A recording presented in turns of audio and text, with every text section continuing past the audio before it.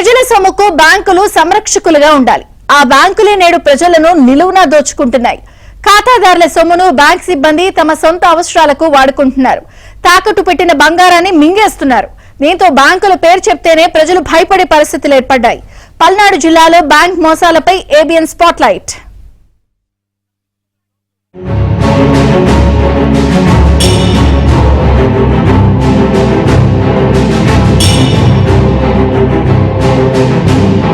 పల్నాడు జిల్లాలో బ్యాంక్ మోసాలు ప్రజలను భయభ్రాంతులకు గురిచేస్తున్నాయి. వరుసపెట్టి జరుగుతున్న మోసాలతో బ్యాంకులు అంటే భయపడే పరిస్థితులు ఏర్పడ్డాయి. తమ వద్ద ఉన్న నగదును బ్యాంకులో డిపాజిట్ చేస్తే ఆ సొమ్ముకు రక్షణ లేదు. అదేవిధంగా బ్యాంకులో తాకట్టు పెట్టిన బంగారానికి కూడా రక్షణ లేకుండా పోయింది. కొంతమంది బ్యాంకుకు సంబంధించిన సిబ్బంది చేస్తున్న అక్రమాల వల్లే బ్యాంకింగ్ వ్యవస్థకు పెద్ద మచ్చ ఏర్పడుతోంది. ప్రధానంగా బంగారం రుణాల విషయంలో ఎక్కువ మోసాలు వెలుగు చూస్తున్నాయి.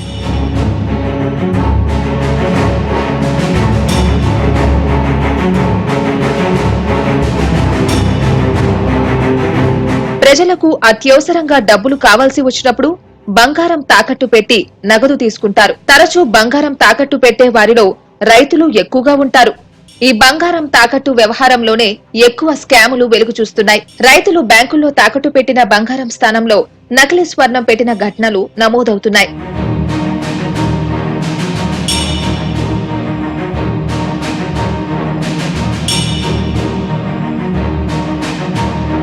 తాకట్టు పెట్టిన బంగారాన్ని తీసుకుని అదే స్థానంలో నకిలీ బంగారాన్ని పెట్టిన ఘటనలు పల్నాడు జిల్లాలో వెలుగు చూస్తున్నాయి. పెట్టిన బంగారం ఎక్కువైతే తక్కువ లెక్క చూపించి కూడా ఖాతాదారులను దోచుకుంటున్నారు. పెదకురపాడు నియోజకవర్గం క్రోసూరు మండలం దొడ్లేరులోని చైతన్య గోదావరి గ్రామీణ బ్యాంకుల్లో ఇలాంటి ఘటనలు భారీ స్థాయిలో వెలుగు చూస్తున్నాయి. దొడ్లేరు చైతన్య గోదావరి గ్రామీణ బ్యాంకులో తాకట్టు పెట్టిన అసలు బంగారాన్ని అప్రైజర్ మాయం చేసి దాని స్థానంలో నకిలీ బంగారాన్ని పెట్టి ఖాతాదారులను నిలువున ముంచేశాడు. ఆ ఒక్క బ్యాంకులోనే 500 మంది ఖాతాదారుల బంగారం గోల్మాల్ జరిగింది.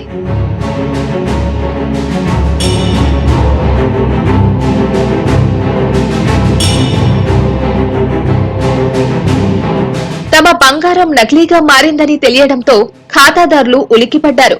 బ్యాంకు ఎదురుగా ఆందోళన నిర్వహించారు. దీనితో మొత్తం 500 మందిలో 320 మందికి నగదు సెటిల్ చేశారు.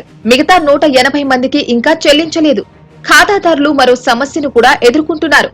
10 సవర్ల బంగారం తాకట్టు పెట్టిన వారికి బ్యాంకు అధికారులు 6-7 సవర్లే లెక్క చూపిస్తున్నారు. అదేమని అడిగితే తర్వాత డబ్బులిస్తామని ఒకసారి, ఇచ్చేది లేదు మీకు దిక్కున్న చోట చెప్పుకోమని మరోసారి సమాధానం ఇచ్చి పంపించేస్తున్నారు. దానితో గత 2 ఏళ్లుగా ఖాతాదారులు ఆ బ్యాంకు చుట్టూ తిరుగుతున్నారు. ఇటీవల దొడ్లేరులో బ్యాంకు ఎదుట బాధితులు బైఠాయించి వంట వార్పుతో నిరసన వ్యక్తం చేశారు. తమ నగదు తమకి తక్షణమే చెల్లించాలని డిమాండ్ చేశారు.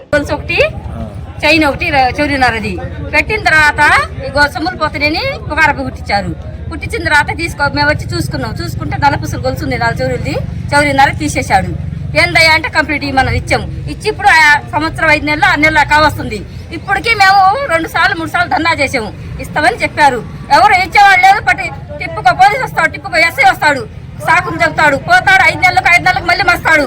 ఏ చదువుతున్నాడండి? ఇంకా మాకు ఇచ్చేది ఏమో చెప్పేది లేదు. మాకు ఏం చేయాలా? మేము ఇప్పుడు పెట్టాలి పెట్టమంటారు బ్యాంకుకి. దానికన్నా ఎక్కువ చేయాలి మేము ఇంకా వాళ్ళకి. బ్యాంకులో 6 వస్తువులు పెట్టాం. 6 వస్తువులు పెడితే 1,00,000 రూపాయలు తీసుకున్నాము. 5 నెలలు అయితే వడ్డీ అసలు డబ్బులు బంగారం తెచ్చుకోవాలి అని కట్టాము. బంగారం పోయిన సంగతి వాళ్ళకి తెలుసు కానీ మనకు తెలియదు కదా. డబ్బులు కట్టిన తర్వాత బంగారం ఇవ్వమంటే రేపిస్తామన్నారు. అదేంది సార్ డబ్బులు కట్టించుకున్నారు కదా, రేపిచ్చేది ఏంటంటే లేదు నాగార్జున రాలేదు రేపిస్తామన్నారు. ఆగస్టు నెల మొన్న పోయింది, ఆగస్టు కాదు అంతకు పోయింది. ఆగస్టు నెల 8వ తారీఖు మేము డబ్బులు కట్టాము. కట్టిన తర్వాత ఆ మాట చెప్పారు. సరే 8వ కట్టాము. 9వ తారీఖు రాండి నాగార్జున వస్తానంటే 9వ తారీఖు వచ్చాము. 9వ తారీఖు వస్తే ఇవాళ కాదన్నారు. 10వ తారీఖు అసలు ఈ పుకారు గుట్టింది. గుట్టించి టోకెన్లు పెట్టారు. నువ్వు ముందా నేను ముందా అని పోయి చూసుకుంటే 6 వస్తువుల్లో 2 వస్తువులు ఉండే నక్లీస్ అను ఉంగరమే ఉంది. 6 గ్రాములు జాల జోళ్ళు, 4 గ్రాములు చెవు చుట్లు, 10 గ్రాములు పోయింది. ఆ 10 గ్రాములది కంప్లైంట్ రాసుకున్నారు. తరచూ మోసాలు జరగడానికి బ్యాంకుల్లో పనిచేసే అప్రైజర్లు ప్రైవేట్ వ్యక్తులు కావడమే కారణమని తెలుస్తోంది. కొన్ని చోట్ల అప్రైజర్లు మోసాలకు పాల్పడుతుండగా మరికొన్ని చోట్ల వారిని అడ్డం పెట్టుకుని బ్యాంకు ఉద్యోగులు దోచుకుంటున్నారు.